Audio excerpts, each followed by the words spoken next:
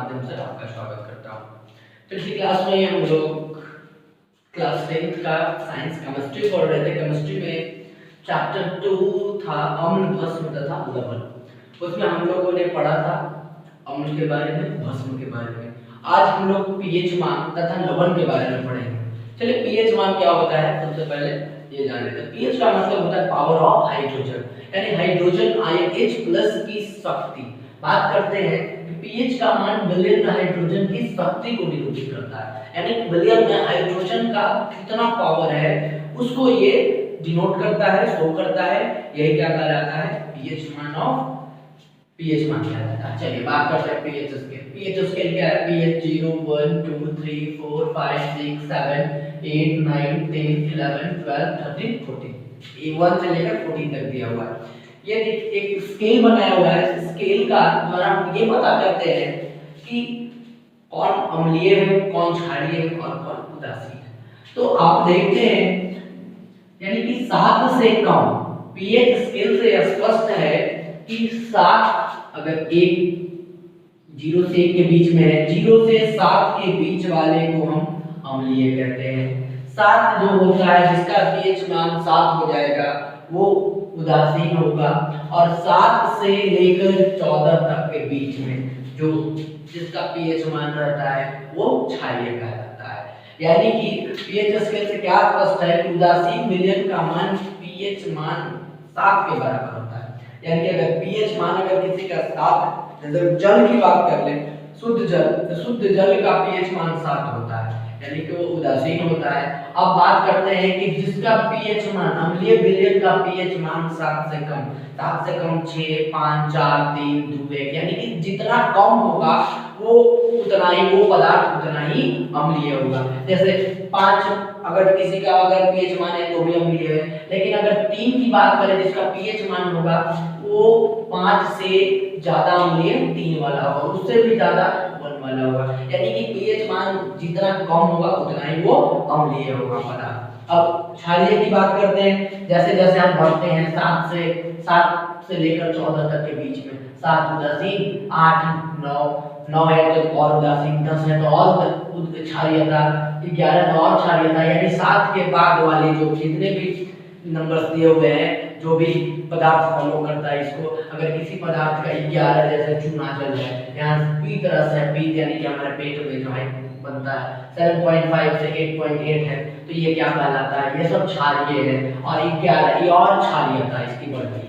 अब यहाँ दिखाते हैं कुछ सामान्य विलयनों के पीएच मान दिए गए हैं। जैसे पदार्थ पीएच मान अमाशय, यानी कि हमारे पेट में जो हाइड्रोक्लोरिक एसिड जो स्रावित होता है, निकलता है, जो हमारे भोजन में क्या होता है, भोजन के पाचन में सहायक होता है, उसका पीएच मान यानी कि अम्लीय है। नींबू रस 2.5 ये भी अम्लीय है। सिरका 3.0 ये भी अम्लीय है। टमाटर रस, टमाटर जो हम लोग दैनिक जीवन में उपयोग करते हैं अपने भोजन के रूप में, उसका पीएच मान 4.1 होता है, ये भी अम्लीय है। पसीना जो हमारे शरीर से निकलता है पानी के रूप में, इसका पीएच मान जो है 4.5 होता है। अम्लीय वर्षा जो वर्षा होती है, सबसे पहले जो वर्षा होगी किसी मौसम में, बरसात के मौसम में, वो अम्लीय वर्षा होती है जिसका पीएच मान 5.6 होता है।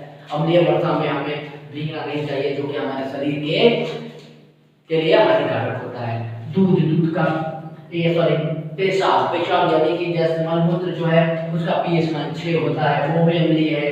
दूध का 6.5 होता है। अब शुद्ध जल का पीएच मान 7 होता है, यानी कि 7 का मतलब उदासीन। ये सारे जो है, ये यहाँ दूध से लेकर यहाँ तक का जितने भी पदार्थ है, ये सब अम्लीय पदार्थ है। लेकिन बात करें ये क्या है, ये उदासीन पदार्थ है। और उसके बाद ये जो है क्षारीय। आप आंसू की बात करते हैं, आंसू का पीएच मान 7.3 होता है।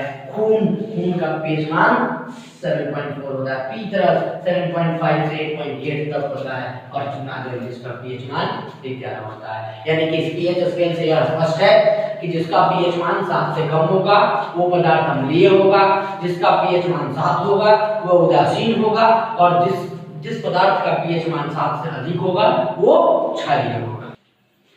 चलिए अब हम बात करते हैं कि दैनिक जीवन में पीएच का क्या महत्व है, पावर ऑफ हाइड्रोजन का इंपॉर्टेंस क्या है। यानी कि सबसे पहले बात करते हैं कि पाचन तंत्र में पीएच का महत्व, यानी कि जब हम भोजन करते हैं, प्रतिदिन जब हम भोजन करते हैं तो उस भोजन को पचाने के लिए हाइड्रोक्लोरिक एसिड HCl जो है हमारे पेट में स्रावित होता है, जो कि हमारे भोजन को पचाने में सहायक होता है। उसका पीएच मान 1 होता है। लेकिन कभी कभी क्या होता है कि अम्ल की मात्रा इतनी बढ़ जाती है कि हमारे पेटों में गैस होने लगता है तथा जलन होने लगती है, जिसके उपचार हेतु हम लोग एंटासिड का उपयोग करते हैं। ये एंटासिड मूलतः जो है क्षारीय होते हैं, जैसे हम लोग सोडियम बाइकार्बोनेट, मैग्नीशियम हाइड्रोक्साइड का उपयोग करते हैं, जिसके कारण जो है ये जो है क्षारीय है और अम्ल के साथ क्रिया करके उदासीन बना देता है, जिससे हमें काफी आराम मिलता है। दूसरा है पीएच परिवर्तन का दांतों पर प्रभाव। जैसे हम प्रतिदिन भोजन करते हैं तो भोजन के कण जो है हमारे दांतों में फंस जाते हैं और हमारे मुंह का पीएच मान 5.5 होता है। तो ये जो है जब भोजन के कण फंस जाते हैं तो बैक्टीरिया जो है उसे अपघटित करके अम्ल में बदल देता है, और ये अम्ल जो है अम्ल में जब अम्ल की मात्रा बढ़ जाती है तब हमारे दंतमल यानी कि इनेमल सड़ने लगता है। तब हमारा एक लाल सलीवा पाया जाता है हमारे मुंह के अंदर, जिसमें क्षार की मात्रा होती है। वो अम्ल से अभिक्रिया करके उदासीन बनाता है, लेकिन अम्ल की मात्रा इतना ज्यादा रहता है कि हमारे इनेमल जो दंतमल जो है सड़ने लगते हैं। तब हम लोग क्या करते हैं, प्रतिदिन टूथपेस्ट का उपयोग करते हैं। वो टूथपेस्ट जिसमें क्षार की मात्रा रहती है, जिससे हमारा दांत जो है पुनः स्वस्थ हो जाता है। या नीम के दातुन का भी आप उपयोग कर सकते हैं। नीम के दातुन में भी क्षार की मात्रा पाई जाती है, जिससे हमारे दांत या दंतवल स्वस्थ रहे। उसके बाद थकान के समय शरीर के मांसपेशियों में अम्ल की उत्पत्ति। जैसे आप बहुत काम करते हैं, बहुत परिश्रम करते हैं, परिश्रम जैसे ही आप आते हैं, घर लौटते हैं, आपके शरीर में बहुत ज्यादा थकान होता है। थकान के कारण आपके मांसपेशियों में दर्द और कड़ापन आ जाता है। कारण इसका क्या है कि जब आप बहुत काम करते हैं तो आपके मांसपेशियों में ऑक्सीजन की आपूर्ति नहीं हो पाती है, आपके मांसपेशियों में ऑक्सीजन नहीं पहुंच पाता है, जिसके कारण लैक्टिक एसिड का निर्माण होता है, और इस लैक्टिक एसिड के कारण जो है हमारे मांसपेशियों में दर्द और कड़ापन आ जाता है। उसके बाद है अम्ल के प्रयोग से बर्तन के धब्बों को दूर करना। जैसे मान लीजिए कि कॉपर के बर्तनों पे भास्मी कॉपर ऑक्साइड की परत चढ़ जाती है, तो इस परत चढ़ जाने से जो भी बर्तन है उस बर्तन की चमक जो है बदरंग हो जाती है। तो उसकी चमक को वापस लाने के लिए हम लोग नींबू के रस जिसमें सिट्रिक एसिड पाया जाता है, इस सिट्रिक एसिड के प्रयोग से हम क्या करते हैं कि उस धब्बे को दूर करके फिर से हम उसकी चमक को वापस लाते हैं। यानी कि जब अम्ल का उपयोग करेंगे, नींबू का रस में सिट्रिक एसिड एक तरह का अम्ल पाया जाता है, जिससे बर्तन के धब्बे दूर हो जाते हैं और बर्तन की चमक फिर वापस पुनः चली जाती है। उसके बाद है मिट्टी का पीएच। अगर मिट्टी का पीएच 7 के आसपास रहता है तो वो पौधों की वृद्धि के लिए आवश्यक होता है। नहीं तो अगर मिट्टी में अम्लीयता की मात्रा बढ़ जाती है या क्षार की मात्रा बढ़ जाती है तो पौधों के विकास के लिए बहुत ही अवरोधक है, उससे पौधे नष्ट हो जाते हैं, उस वृद्धि नहीं हो पाती है। अब बात करते हैं पीएच और जलीय जीव, यानी कि किसी भी जीव के लिए पीएच का एक निश्चित मान होना जरूरी है। अगर एक पीएच जो है अगर किसी पर, जैसे आप अम्लीय वर्षा के कारण या कोई अन्य क्रियाकलापों के कारण अगर नदी का पीएच मान, उस जल का पीएच मान बढ़ जाता है या घट जाता है, अम्लीयता आ जाती है, तो जिसके कारण जो है जीव जो है जीवित नहीं रह पाते हैं। इसलिए पीएच का मान निश्चित होना बहुत जरूरी है, एक निश्चित सीमा तक, ताकि उसमें रहने वाले जीव जो है, चाहे मछली और बहुत तरह के जीव है, वो सुरक्षित रह सके। चलिए बात करते हैं लवण की। लवण का मतलब होता है क्षार। हमने पहले भी बता चुका है कि अम्ल तथा भस्म की अभिक्रिया के फलस्वरूप जो है लवण तथा जल का निर्माण होता है। जब अम्ल, एसिड और बेस एक दूसरे के साथ अभिक्रिया करते हैं, उस अभिक्रिया के फलस्वरूप लवण का निर्माण होता है और साथ ही साथ जल बनता है। जैसे आप देख रहे हैं यहाँ पे Na, सोडियम हाइड्रोक्साइड भस्म है, उसके बाद HCl हाइड्रोक्लोरिक एसिड ये अम्ल है।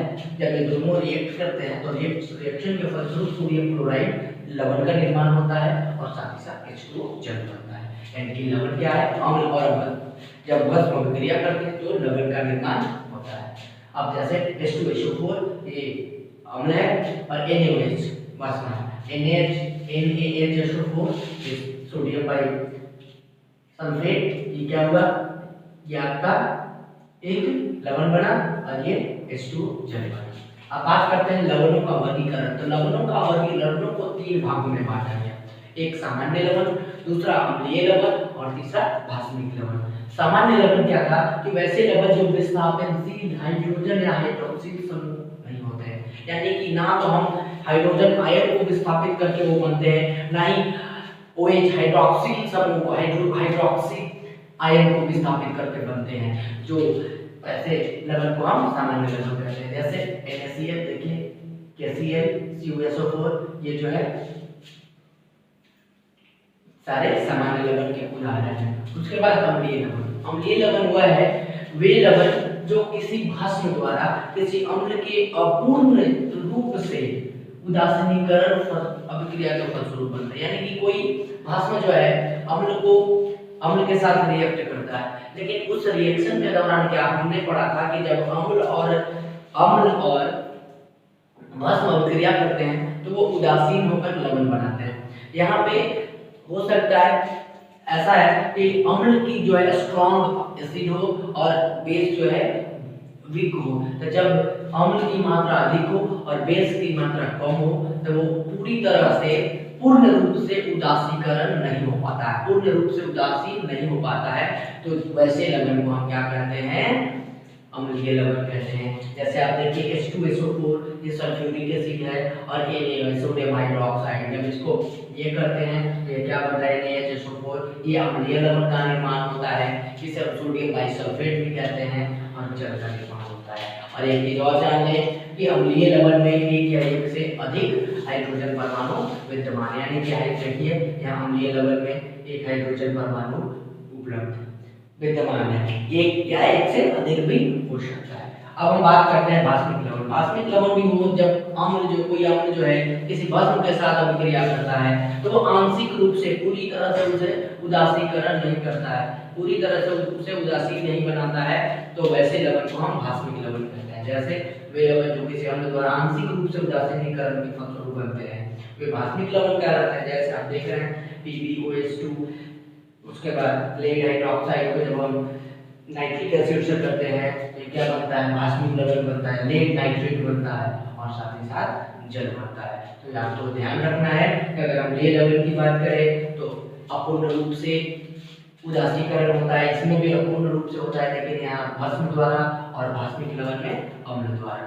ये चीजें कुछ उपयोगी लवण है जिसके बारे में सबसे पहला सोडियम क्लोराइड, जिसे साधारण नमक के नाम से जानते हैं।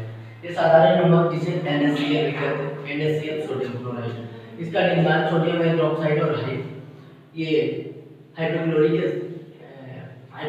एसिड यानी कि HCl मिलाकर तब सोडियम क्लोराइड बनता है और H2O जल बनता है। भारत में जो है 95% NaCl यानी कि सोडियम क्लोराइड, जिसे हम साधारण नमक के नाम से जानते हैं, ये समुद्री जल के वाष्पीकरण से होता है। जब समुद्र के जल का वाष्पीकरण होता है तो 95% जो है साधारण नमक प्राप्त होता है।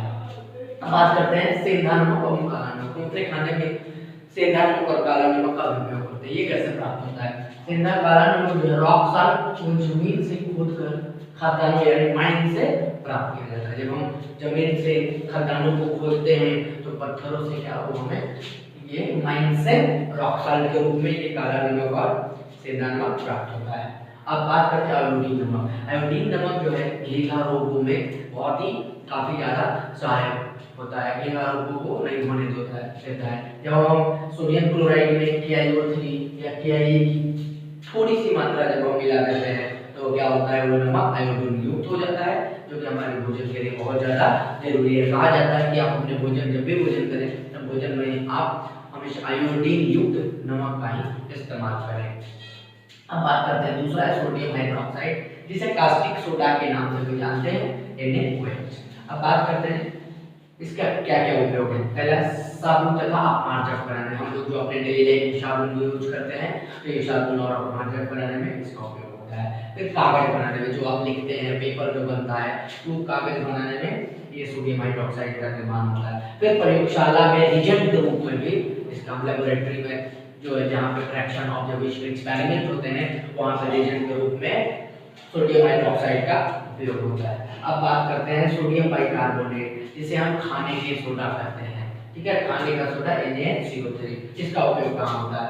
बेकिंग पाउडर के रूप में हम लोग करते हैं, यानी कि जैसे केक बनाया जाता है या पावरोटी बनाया जाता है तो उसे मुलायम और स्पंजी बनाने के लिए गीले आटे में हम लोग क्या करते हैं कि सोडियम हाइड्रोक्साइड, सोडियम बाइकार्बोनेट की थोड़ी मात्रा डाल देते हैं, जिसके कारण जो है वो आटा मुलायम, जिससे जो भी केक बनाते हैं या आप पावरोटी बनाइए तो वो मुलायम बनता है। उसके बाद पेट की अम्लता खत्म करने में, मान लीजिए कि आपके हमारे पेट में कभी कभी अम्लता की मात्रा बढ़ जाती है जिससे गैस होने लगता है, पेट में जलन होता है, तब हम लोग क्या करते हैं उसे खत्म करने के लिए एंटासिड का प्रयोग करता है।